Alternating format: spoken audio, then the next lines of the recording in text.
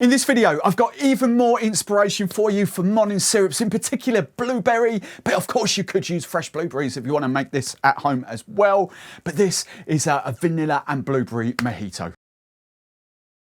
So I figured I'm going to roll out some shorter videos for you, one cocktail per video, kind of make it easy to find your favourite sort of recipes. In this video, I'm going back to the blueberry because this was really, really nice. This is a kind of spiced vanilla and blueberry mojito. So simple, so easy to make. Absolutely delicious.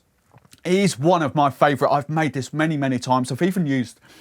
I'll run you through the ingredients in a minute, but I've even used vanilla vodka in this as well because I think the whole vanilla with blueberry for some reason just works so well. This is just so refreshing, tasty, fun, big bold vanilla notes.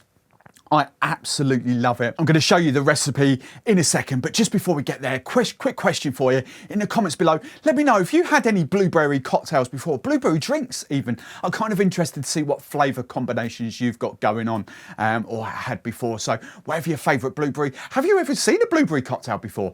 So let me know in the comments below. Well then, let's crack on and make the cocktails. Just quickly run you through the ingredients. For my vanilla, I'm going to use kind of a vanilla forward spiced rum. DMF in the UK is pretty much the go-to, easy to get in most supermarkets these days, but a decent sort of spiced vanilla forward spiced rum. I've obviously got my blueberry syrup, Monin Blueberry Syurp there. I've got some soda water. You could mix it up and play about with other kind of mixes. Ginger ale would work really well in this as well, so you could sort of swap about there. I've got a lime, obviously I've got some mint, and I've just got some I have frozen blueberries. I've always got frozen fruit in the freezer beside me, so I've got frozen blueberries there. You could use frozen blueberries, you could use normal blueberries and muddle them down for this, or I'm just going to use them for sprinkle on top for the garnish. So we need doesn't matter what glass you do, you just need, because we're going to muddle the limes, we just want something kind of sturdy so we don't kind of break the glass. So I'm going to make it in that lovely little cool tiki glass. I'm just going to slice down my lime, and I typically use, depends on how ripe they are of course, but I typically use the whole lime for this.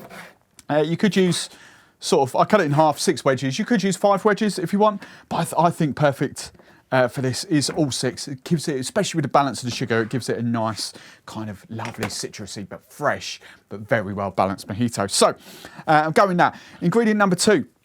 I'm going for my blueberry syrup, and I'm just going to go normal for this because I'm going to talk you through it's how I do my cocktail masterclasses. It's a lot easier to sweeten cocktails up at the end than it is to sour it back down. So I'm actually going for 15 half an ounce, 15 ml, half an ounce of blueberry syrup, and you can always add more if you want it sweeter at the end. Not a problem. Right, so got my 2 ingredients there. That's all we need to go crack on with. I've just got my rolling, it's kind of what I say. I've got my muddler. You can use a rolling pin if you want it at home. I won't go into details of what other groups have used online, but a muddler, back end of a bar spoon, something quite solid just to get all the juice out. When we're muddling, don't do that because you'll get splashback, you'll get lime juice in your eye, and you don't want that freaking hurts. So when we're muddling, we just push down and twist, and we're going to get all that lovely juice out of the limes, and most importantly all this sort of essential oils, the zest as well, out of the zest. Now we're just going to finish building the cocktail. So I've got my spiced rum. I'm going to go one of these. I want 60 ml, 2 ounces. This is kind of what I do. I do think the extra sort of 10 ml does work, but if you want to go 50, that's fine if you're in the UK. But 60 ml, 2 ounces of your vanilla forward spiced rum. Here we go.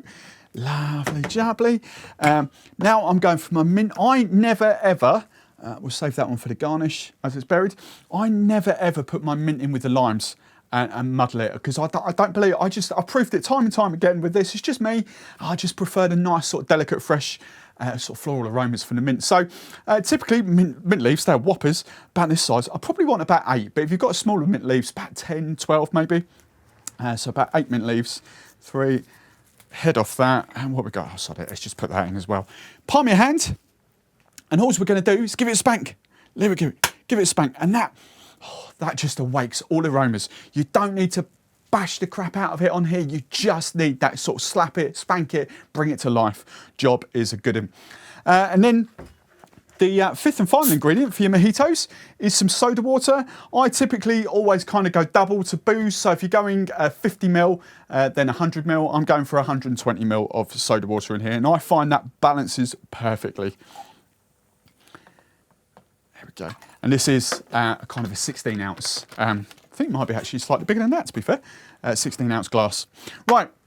I'm just going to start off with a couple of cubes of ice, nothing too much. We don't want to fill it up too much because now we're going to churn. We're going to bring the limes and the mint to the top and stir the syrup through as well. So we don't want to fill it jam-packed full, otherwise you get splashback. So just give it a good old stir. You could top out with normal ice again. I've just got my little pebble ice there, what I've just got at home. Crushed ice if you want, pebble ice. And I'm just going to top that there. That just makes our drinks look pretty on top. And then garnish. There we go. I've got these frozen blueberries. I'm just going to kind of sprinkle on top, all over the bar. They do stain quite well, the frozen stuff. And then a sprig of mint, the old bartender trick. Back of your hand, that'll again awake the aromas.